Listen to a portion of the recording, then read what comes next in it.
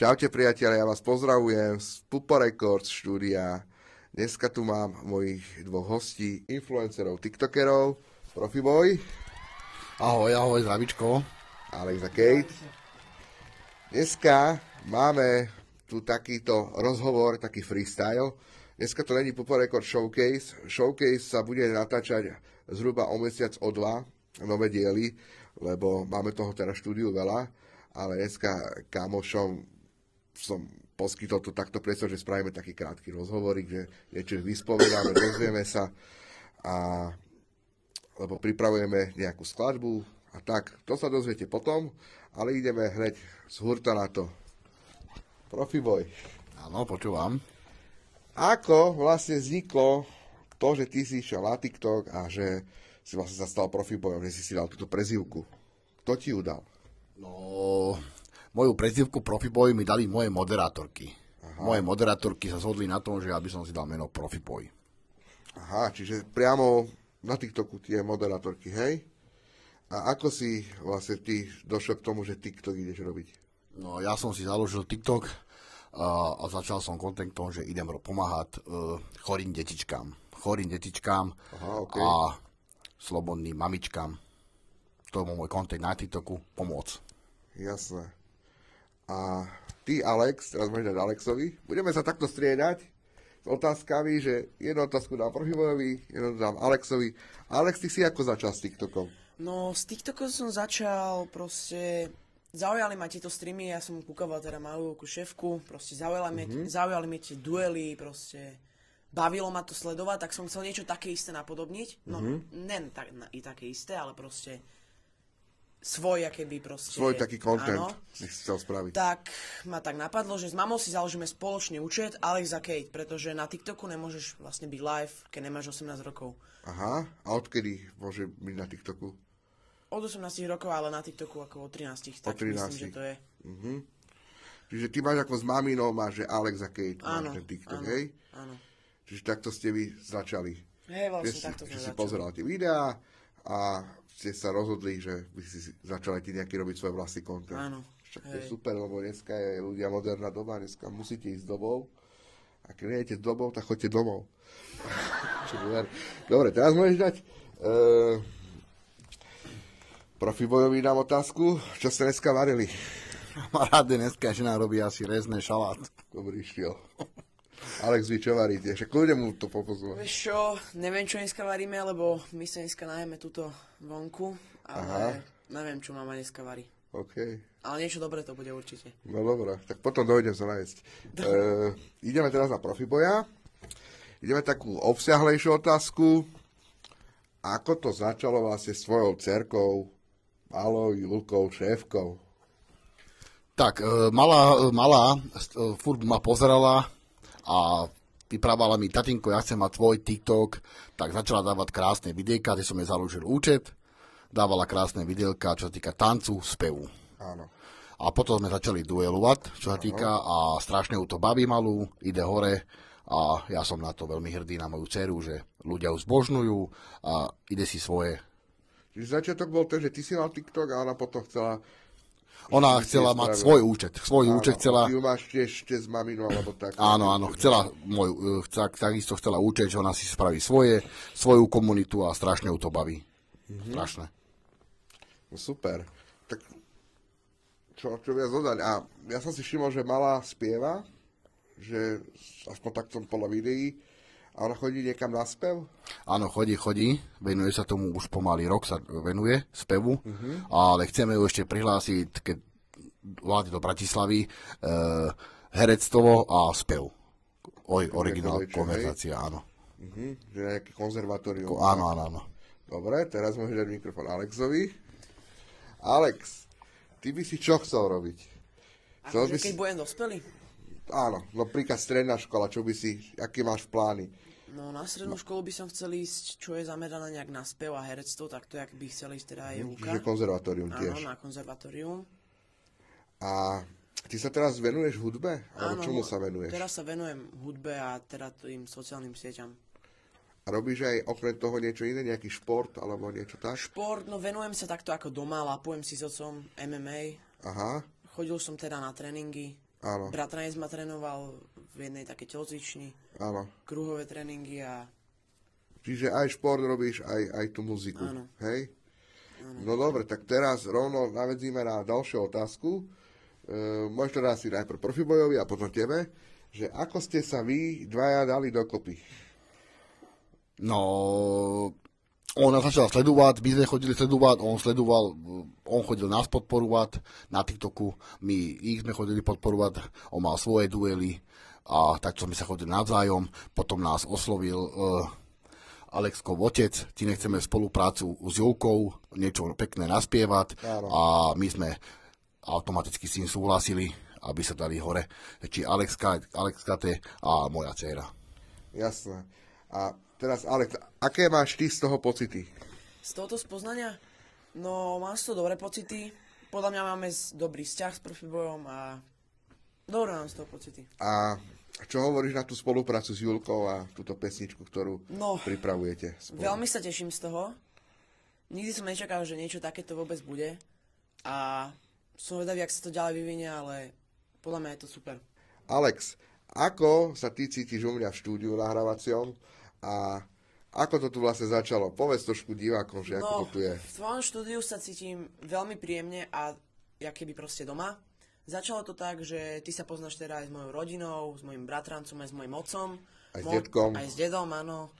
Môj otec sem chodil nahrávať pesničky a potom, keď nejakú pesničku som išiel nahrať, ma tu zobral a mňa to tu veľmi akéby zaujalo a chcel som niečo tiež takéto u teba tuto robiť. Vlastne nahrávať pesničky alebo tak.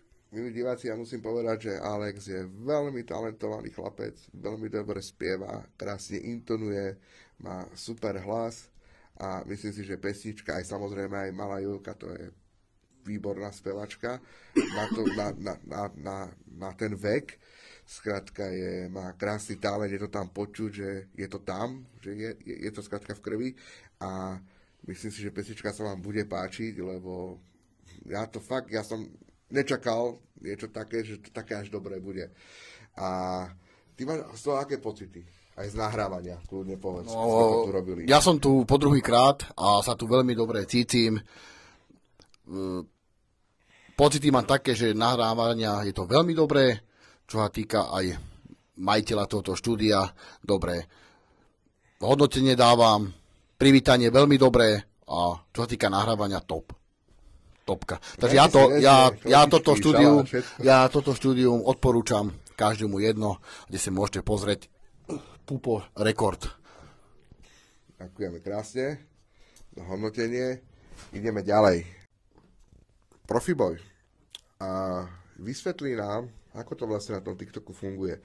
Lebo niektorí ľudia hovoria, že žebrajú na tých live streamoch a že vlastne že len zarábajú na tom, ale ja si myslím, že to tak není ľudia. Ako to je? Vysvetlí nám to.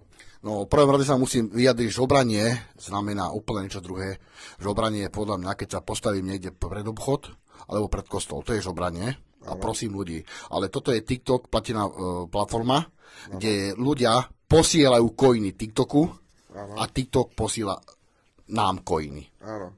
Takže tomu som sa veľmi pekne vyjadriť a ďakujem za takúto otázku. Ale v tom sú není nejaké veľké zisky z týchto coinov. TikTok, koľko si berie percent z toho? TikTok si bere 70% plus si bere PayPal. Aha. PayPal. Poviem na rovinu, dá sa z toho vyžiť mesačné, ale musíte mať dobrú komunitu vytvorenú, ale musí to niečo aj voľaké úsilie byť za tým. Áno, ale tak či tak ten TikTok vám tak či tak zoberie tých 70%, takže ľudia, ono to nie je tak, ako si to vymyslíte, že sú to nejaké veľké peniaze, alebo čo? Za ďalšiu vec. Influenceri vy ako reklama z takýchto vecí. Áno, ale každý rok platíš svoje si aj odvodiť, platíš za to všetko. Jasne. Takže není to len tak. Dá sa z toho vyžiť, ale všetko si musíš sám hradiť. Jasné, rozumiem. A teba dosť obvinujú, že využívaš, ti píšu hejteri, že využívaš svoju dceru. Čo mi na toto povieš? No takže zás ďakujem za takúto otázku, že ste mi položili využívať svoju dceru. Ja si myslím jednu vec, že keď je niekto na sílu, tak to ľudia spoznajú. Ľudia to spoznajú, keď niekto sedí za pri telefóne, tak to ľudia spoznajú, či je niekto násilný tam alebo není. A za druhé píšu to slobodné mamičky, slobodné mamičky, ktoré ma otravujú na Instagrame, že či nemôžem dojsť k ním na kávu. Áno. A oni nemajú čo robiť, tí mamičky. Nudia sa, chlapi sa im nevenujú a to píšu. Vidíte. A Alex, ty si sa stretol s nejakými hejtermi a s nejakými negatívnymi ohlasmi, že na tvoje videa, alebo na stream, alebo tak? Samozrejme, stretol som sa s tým a tiež písali mi, že žobrem, ale ja to ignorujem, pretože to sú ľudia, ktorí sú proste zakomplexovaní, nemajú čo Ale robiť. vedia pochopiť dobu, si myslím. Že viete, vy darmo ich hejtujete, ale to je doba. To je proste tak je. A pokiaľ nejde s tou dobou, to si zaspal si. Zaspal si čas, kámo, všetko si zaspal. Normálne, chod, láhni si a chod domov. Profiboj, jak si sa ty dostal na tento Mortal Kombat? Alebo jak sa to volá? Takže je to Celebrity Combat a dostal som sa tak, že ma oslovili. Áno. Celebrity Combat, ja som im aj napísal a oni mi dali šancu. Takže ja som veľmi dačný. A očekujem tam už teraz, budem mať druhý zápas. Za to ďakujem Milanovi Mudremu a Majo Jakubík, že mi dali šancu. Takže pozdravujeme chlapci na zdravíčko. Takže Milanko a Majko, pozdravujem vás. A teraz mám zápas s Marekom Mezejom. Aha. A verím, že to bude pekný zápas, ale tentokrát to bude úplne niečo druhý, než... Ale ja som si všimol, že ten prvý zápas si dosť hejtovali. No, prvý zápas ma hejtovali presne tak a boli to všetko dospelí ľudia, ktorí nič nedokázali so životom, nič nedokázali a len píšu cez písmenka. Takže ja by som sa chcel iba vyjadriť k ním, tým hejtorom, čo ma hejtuje, to to nič nerobí. Treba sa postaviť každý do klietky a ukázať, už len to je výhra, keď sa tam postavíte do klietky, to je už výhra. Alexko, ty máš aký content na TikToku? No, na TikToku sa venujem ochutnávkam, rozhovory napríklad s ľuďmi, takými známejšími. Móde sa venujem na TikToku a taktiež aj streamom. Teraz streamujem tak nepravidelne, ale plánujem ešte začať pravidelnejšie, hej? Áno. A ty, Profiboj? Takže zdravím. Ja mám svoj TikTok taký kľudnejší na TikTok Profiboj, tam mám svoje, vyprávam sa, ale večer zapínam účet Malajúka šéfka, kde to rozbíhame. Tam máte aký content? Je to taký content. Rozbíjanie, úkolový TikTok máme. Úkolový. Čiže duely robíte, hej? Veľké duely na tresty. Čo on povie, musím splniť, keď on povie, ja čo poviem, musí splniť on. Dobre, a čo sa týka videí, ako TikTokových, ten content tam je aký? Ja nemám. Taký súťažový? Taký súťažový, ale čo sa týka malej, jak som povedal už. Malej hlavne. Malej je spev a tanec. Spev a tanec, hej? Spev, tanec, tak mi aj zakladal účet. Čo sa týka hejterov, ja by som sa chcel poďakovať, a ty? Ja takisto im ďakujem hejterom, že mi robia čísla. A nech ma ďalej hejtujú, ja som streamer a mne to už vôbec nerobí nič. Absolútne. Ty máš na to aký názor, Alex? Mám vás rád, hejteri. Mám vás rád. Dobre. Teraz by som sa chcel spýtať ďalšiu otázku. Vlastne Profiboja. Profiboj, teraz máš ten druhý zápas, hej? S tým Marekom Mezejom. Áno, mám. No. Na aký máš nášho názor? Ja viem, že on je dobrý kuchár, lebo som ho pozeral bez servitky. Takže ako zajesť by som si zajedol, však ja ľúbim papať. Ale myslíš, že on je aj bitkár? Že je bitker? Osobne, nie, jak bitker. Osobne v živote ho nepoznám, ja som ho pozeral ako toho tiež kuchára. Či je bitkár, absolútne neviem, ale kletke sa to vyrieši s ním. Porieši sa to. Ja si myslím, že to bude pekný zápas s Marekom Mezejom, ale či je bitkár, absolútne to nezistujem. Čo má talent, je varený. Jasné. Takže to má talent. A či predvede, ukáže show na Celebrity Combat klietke, to už je na nom. A ty si sa vlastne ako dostal k boxu? No boxu, ja som boxoval od malička, keď som mal 9 rokov. Do 20 som boxoval. Normálne si chodil na box, Na box. Som sa tomu venoval. A zažil si aj nejaké aj pouličné bitky, alebo... Po uličnej bitke som zažil strašné veľa, kde ma napadli z kíny, s nožom to pichali a veľa strašné. Áno. Takže si takzvaný chlapec z ulice. Presne tak. Nebojíš sa ničoho. Nebojím sa. Čoho sa mám báť? Ničoho už. No tak, dobre, no tak Profiboj, ja dúfam, že vyhráš, lebo ja sa chystám podať silný tiket. A uvidíme, jak to dopadne. A poď ďalej. Priatelia, prepáčte za moje neomálne spôsoby, ja som vás zabudol ponúknuť. Dám vám piťko. Dobre? Zapáči? Dobre.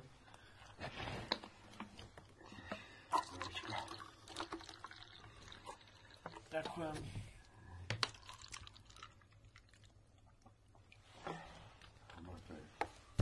$2,50. Dobre, 5 €. Potom si to dobre zapíšem si. Ideme ďalej. Alexko, čo je tvoje obľúbené jedlo?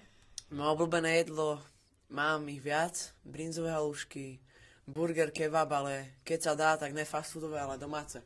Také fajnové domáce. Najlepšie domáce jedine. A ty čo máš rád, Profíbo? Čo je tvoje obľúbené jedlo? Víš, čo si poviem, ja žím všetko okrem mliečnej výrobky. Aha. A prečo? Máš intoleranciu? No, takže... A že počať nejaké lovek, máš intoleranciu? Dobre. A čo vy dva spolu chystáte, mi povedzte, takto. No, máme spoluprácu na Instagrame a ľudia sa majú tešiť na veľké videá. A ty čo chystáš teraz do budúcna pre svojich divákov, Do budúcna? poslucháčov a všetko? Poslucháčov. Uver. No, chystajú sa ešte veľké veci. Videá, proste, veľa vecí. Veľa. Takže veľa vecí ako, myslíš veci ako oblečenie, alebo Aj oblečenie. Fakt? Aj oblečenie, takže ľudia máte sa na čo tešiť. Aj dobre. oblečenie. To si ma prekvapil, to si cením. Priatelia moji, ja vám ďakujem za prijatie môjho pozvania do tohto krásneho veľkolepého štúdia. Dúfam, že sa ešte uvidíme aj na ďalší rok. Ne, fakt, díky, lebo myslím si, že toto ľudí bude zaujímať, hlavne na TikToku, kde to budeme cieľovať a postneme. Ja ďakujem Pupo Record za spoluprácu, že ma pozval do svojho štúdia a určite ešte niečo budem mať veľké, kde spolu niečo rozbehneme spoločné. Ja tiež ďakujem všetkým, aj hlavne tebe, že si ma sem pozval a mám vás raz hejteri, ostaňte mi verní, samozrejme aj toto malej Luke šéfke, Profibovi a... No, Čo viac? čo vás povedať? Ideme sa dobre nachalovať. A prajeme celému svetu mier, samozrejme. Presne tak. Takže ľudia, majte sa radi a šírte lásku. Aj najdôležitejšie. Futsal!